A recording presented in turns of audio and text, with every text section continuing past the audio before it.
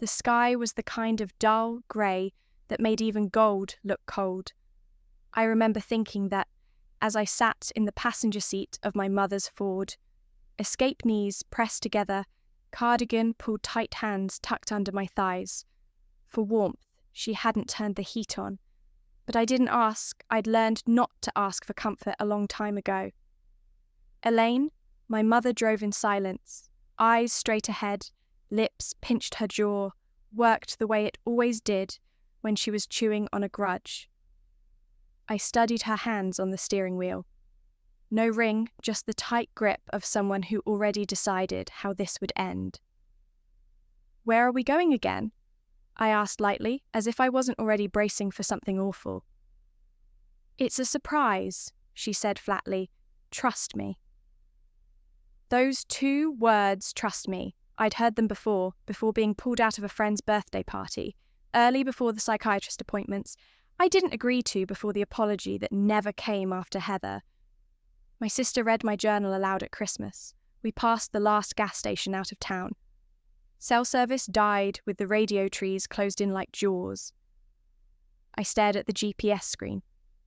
Even though it had gone blank somewhere past the city line, I stopped pretending I believed this was anything but punishment. "I didn't do anything wrong," I said quietly. She didn't answer. The tyres crunched gravel as she pulled off the main road onto a dirt path I didn't recognise. No signposts, no other cars. The forest swallowed the light, and my stomach turned electric when the car jerked to a stop. She didn't look at me, just opened her door and stepped out. The cold rushed in like accusation. I barely had time to unbuckle before she yanked open my door and pulled me by the arm. "Mum, you'll be fine," she said sharply. "I'll come back when you're ready to stop making everything about yourself." What does that mean? But she was already tossing a duffel bag onto the frozen dirt. I stumbled. Ankle-twisting pain shot through my leg. Clean and instant. The door slammed. She walked back to the driver's side.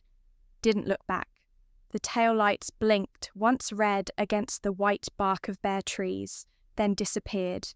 And just like that, I was alone. No wheelchair, no phone, no coat that could hold back that kind of cold.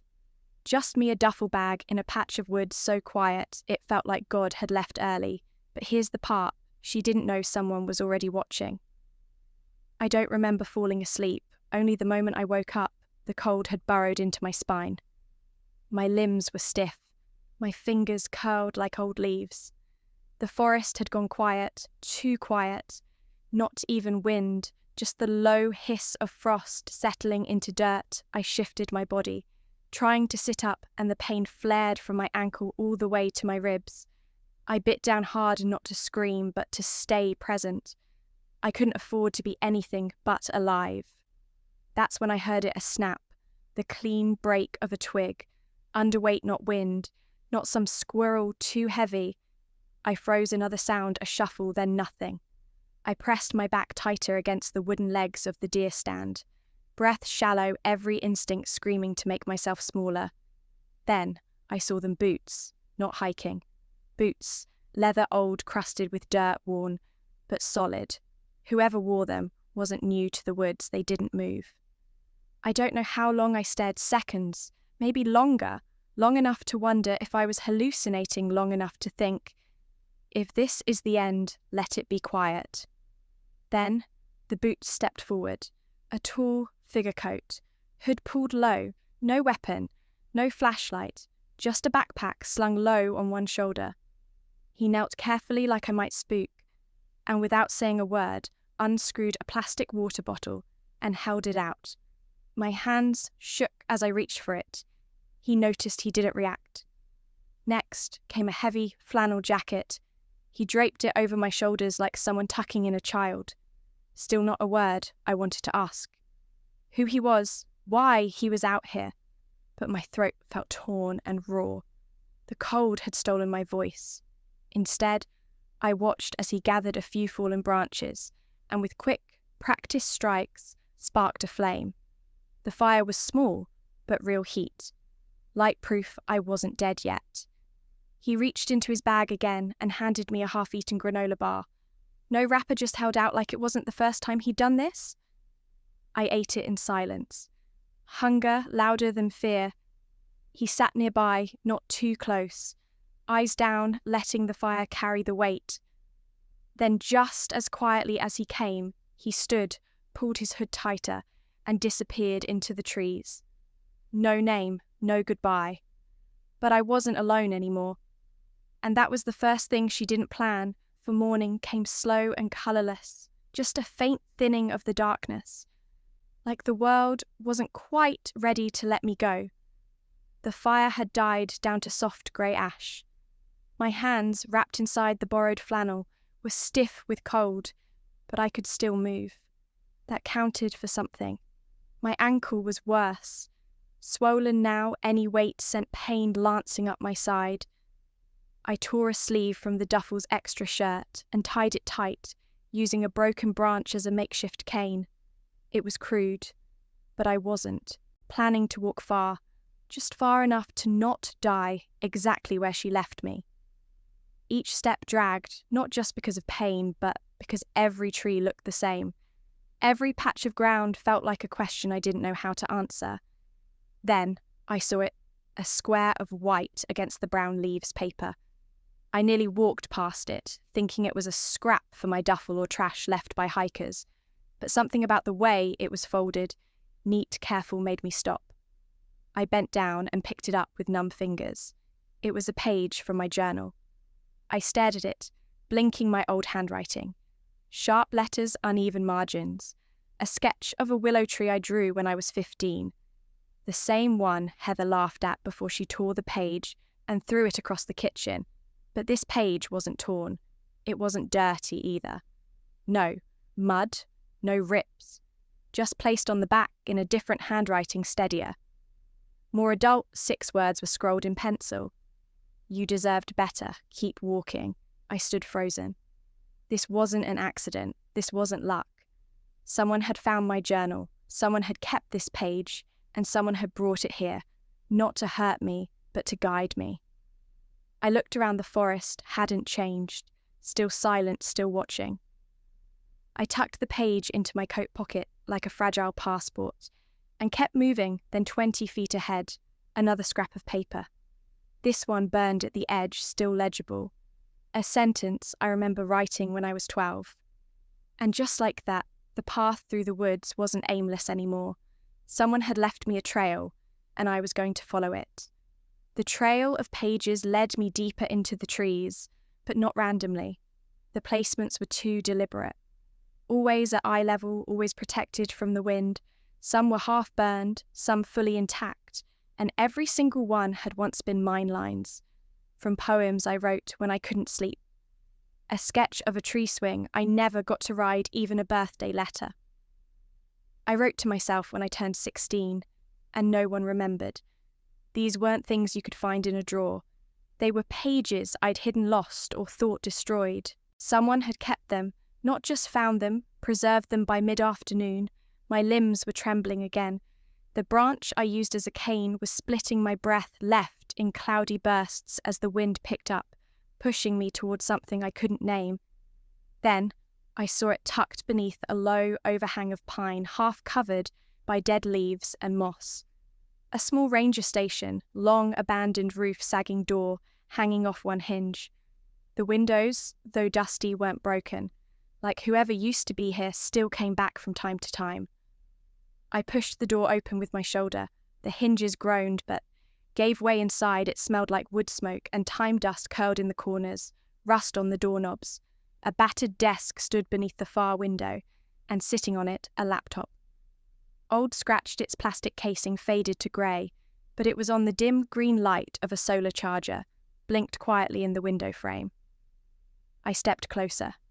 Disbelieving, the screen glowed. A browser was open. A blog. Basic. Anonymous. No name. No face. But the title of the top post stopped me cold. She was never broken, they just needed her to be. I sank into the old desk chair, its joints creaking under my weight. Scroll post after post, paragraphs lifted from my journals, woven with commentary. Someone had been writing about me, not mocking, not pitying, remembering. There were entries from years ago, March 2019. She stopped writing after her sister laughed at her, but the words didn't stop. They just got quieter. July 2021, when they said she was dramatic, what they meant was, she told the truth. I covered my mouth with one hand, trying not to make a sound. The cold on my skin had faded, replaced by something hotter. Deeper recognition whoever had written this had seen what no one else had, not just the pages, me and them buried between two longer entries. One line, if no one listens to her story, I will. My chest tightened. Someone had been watching long before that night in the woods, not with malice, but with memory. I thought of a boy from high school. Noah Lai, quiet the kind who never interrupted. He once asked me why I drew willow trees in every sketchbook. I told him they looked like they were trying to hold themselves up. He didn't laugh. I hadn't seen him in years, but somehow this felt like him, or someone like him. A witness, silent and steady, not a rescuer, just someone who never forgot I existed. And in that moment, I knew I wasn't just walking toward safety. I was walking toward the truth. The town was smaller than I remembered, or maybe I was just seeing it for what it had always been. Tight, quiet, too good at pretending everything was fine. I limped the last quarter mile from the ranger station, my throat dry, jacket heavy with smoke. The branch I used as a crutch was splintering at the top, but I didn't care. I just wanted somewhere warm, somewhere not made of trees and silence. That's when I saw the diner. Fluorescent lights buzzed inside a row of booths lined the windows. People moved casually, eating, laughing, pouring coffee.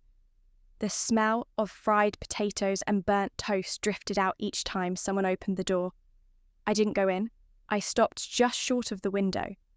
At first my brain refused to name them. It was too surreal too. But there they were, my mother Elaine, her hair pulled back like she was headed to a charity luncheon. My sister Heather in that cream coat she always wore when she wanted to look expensive.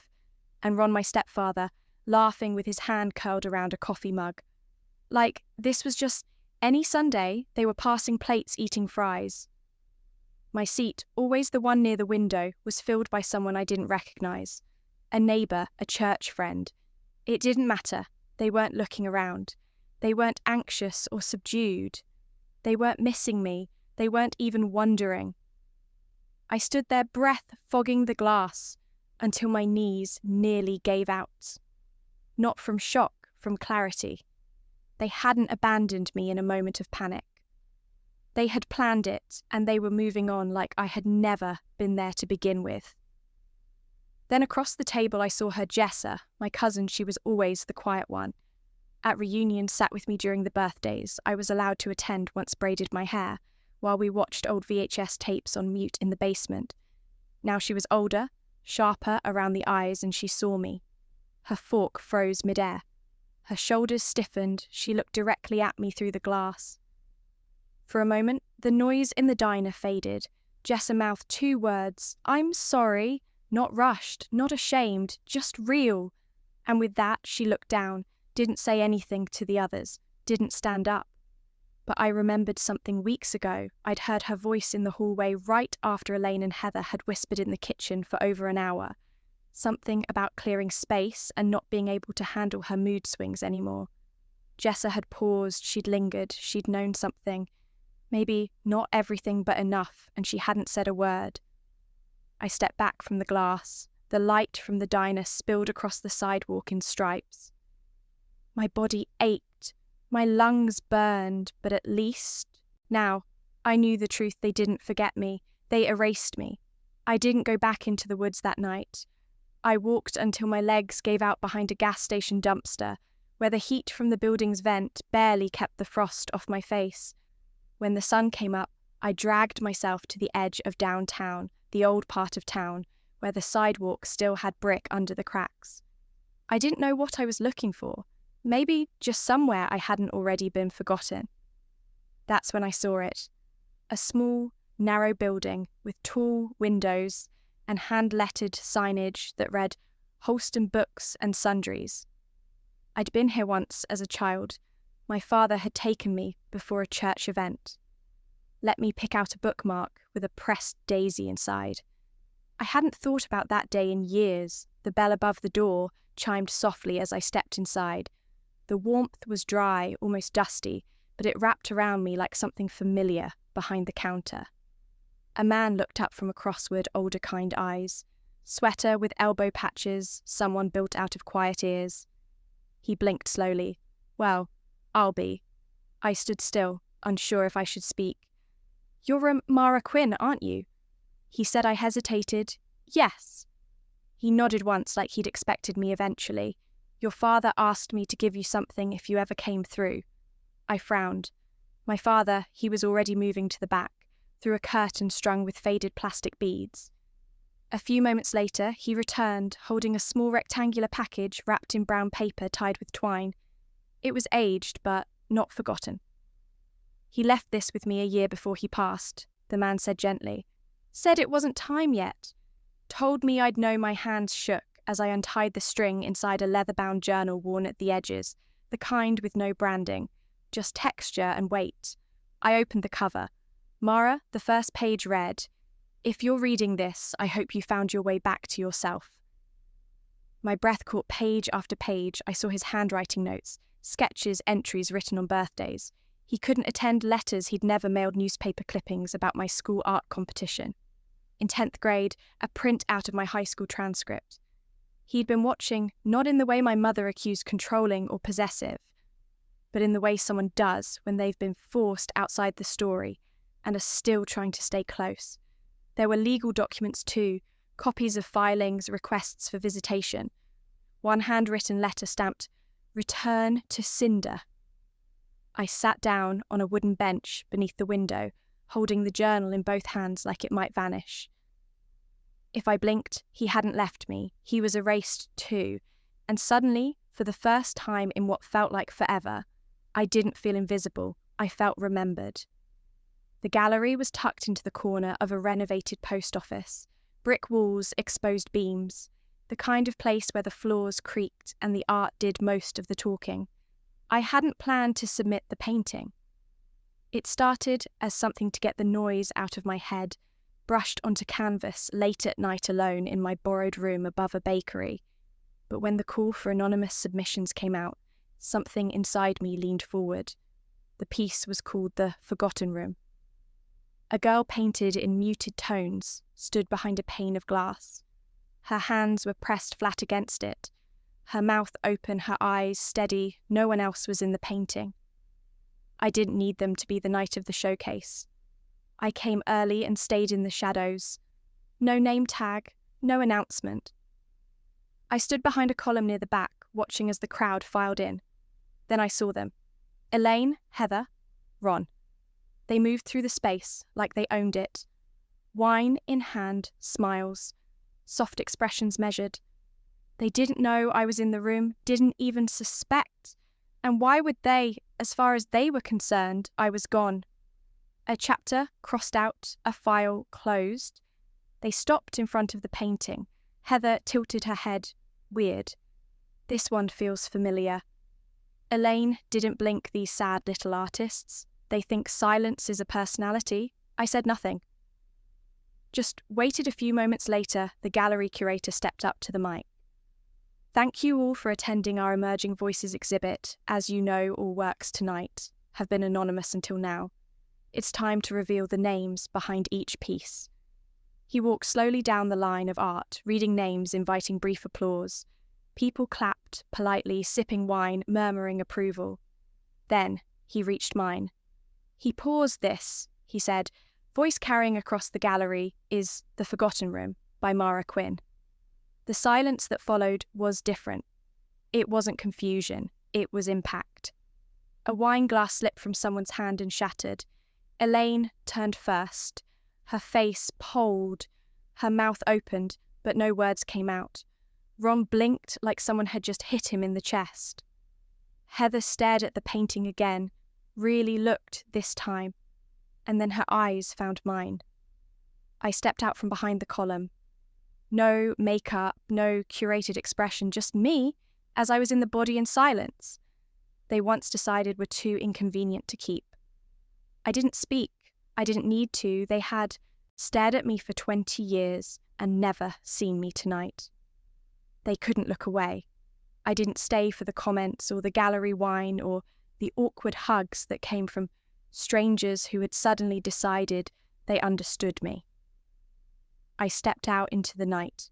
Snow had started falling slow and heavy, clinging to my sleeves and hair. I didn't brush it off.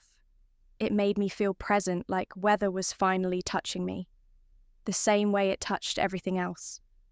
I didn't expect a call, but they came anyway. Heather first texting half apologies, wrapped in explanations, then Elaine who left a voicemail. I didn't listen to, Ron never said anything at all. I didn't answer, not out of spite, but because I had nothing left to say. Their silence used to crush me. Now, mine was stronger. Weeks passed. People started to write. Survivors, artists, a therapist in Oregon who asked to feature the painting in a trauma-informed exhibit. A legal advocate who offered Pruno counsel, a stranger from New Mexico who wrote simply, "You painted what I couldn't say out loud." I didn't respond to all of them, but I read every word. Eventually, I found myself standing in front of a classroom. 15 kids, some wide-eyed, some too quiet. A community centre on the edge of town had offered me a part-time spot, teaching art to youth from at-risk homes. One girl, 7, maybe drew a crooked little house in thick, black crayon. When I asked her where she was in the picture, she pointed to a small lump behind the refrigerator. "That's me," she whispered. I nodded, then handed her a brush. "What would it look like if you stepped out?" She stared at the page for a long time, then dipped her brush into yellow, drew a sun, big, clumsy, bright. That night I stayed late and fired a small sculpture in the scents kiln, a porcelain phoenix, one wing, cracked, perched on a charred branch. I didn't smooth the damage, I glazed it with ash. Left the crack visible when I placed it beside the painting in the gallery's permanent wing. I wrote one sentence on the label beneath it. Not everything broken stays broken.